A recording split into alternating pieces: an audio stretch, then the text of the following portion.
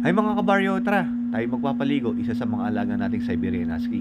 Ang pinapaliguan natin ngayon ay si Alpha. Ayan, pinapaliguan na natin ngayon sa poso or bomba. Tawag sa amin sa Pampanga ay bomba. Parang jowa mo lang, bomba. Joke! So, ayan na nga. Nakakaramdam na kasi si Alpha ng sobrang init ng panahon. So, itong pagpapaligo ngayon ay pang 2 beses na. Kasi nga, talagang hingal na dahil nga sa panahon. Parang jowa mo lang, laging nag-iinit ang ulo kapag hindi ka nakakasama. Ayun, natapos na rin paliguan, binanlawan. So, pagkatapos ng pagkabanlaw, ayan, ginagawa natin ngayon ay i-blower siya. Kung di mo i-blower yan, ang mangyayari sa buhok niya ay mangangamoy kung di mo pinatuyo kasi napakakapal ng coat niyan. Parang jowa mo lang na napakakapal.